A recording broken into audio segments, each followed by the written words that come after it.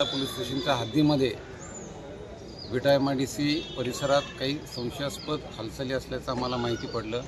त्यानुसार स्थानिक गुन्हे शाखेच्या पथकानं त्या ठिकाणी सापळा रचला आणि त्या सापळ्यामध्ये आम्हाला एक हुंदाई व्हाईट कलरची गाडी त्या कारखान्यातून बाहेर पडताना दिसली।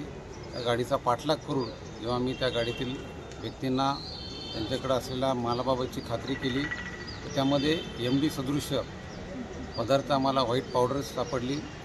त्या ठिकाणी मी तात्काळ रासायनिक विश्लेषकांना पाचारण करून त्याबाबतची खात्री केली असता ते MD असल्याचं आम्हाला समजलं। त्यानुसार आम्ही पुढील पंचनामा केला आणि हे MD ज्या ठिकाणी तयार करण्यात येत आहे त्या बंद पडलेल्या युनिटवरही आम्ही छापा टाकला आणि त्या ठिकाणी हे MD पदार्थ बनवण्याकरता जे रॉ मटेरियल आहे ते रॉ मटेरियल मोठ्या प्रमाणात त्या ठिकाणी आढळून आलं। त्याचबरोबर जे डिस्टिलेशन असेंब्ली आहे ज्या मशीनद्वारे जे यंत्रसामुग्रीद्वारे हे MD ड्रग बनवण्यात येतं ते सर्व आम्ही जप्त केलेलं आहे। आत्तापर्यंत यामध्ये आम्हाला 3 आरोपींचा सहभाग दिसून आलेला आहे।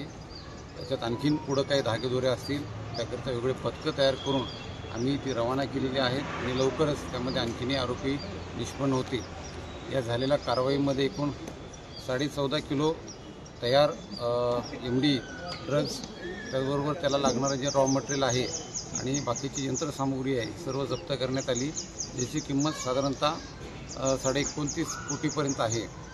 तर मला विश्वास आहे की याच्यामध्ये आणखीनही बरेच धागेदोऱ्या पोलिसांना मिळतील आणि याचे पूर्ण पाळेमुळे आम्ही खणून काढण्यामध्ये यशस्वी राहू।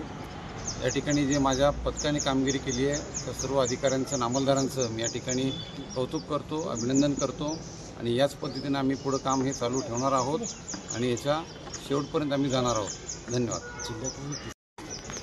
आंतरराष्ट्रीय तर यामध्ये आता थोडंफार प्रमाणात हे पण दिसून येते की जे MIDC परिसरामध्ये बंद पडलेले कारखाने आहेत म्हणजे आजारी कारखाने आहेत तसा त्या ठिकाणी वापर करण्यात येत आहे किंवा छुप्या पद्धतीनेही ग्रामीण भागामध्ये हे सर्व रॉ मटेरियल आणून कोणाच्या नजरेला पडणार नाही या हिशोबानेही त्याचं निर्मिती करण्यात येत आहे।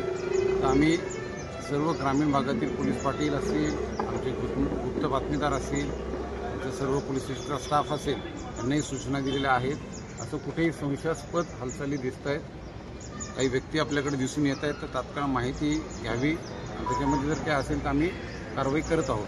किती दिवसापासून सुरू असावा असा अंदाज आहे?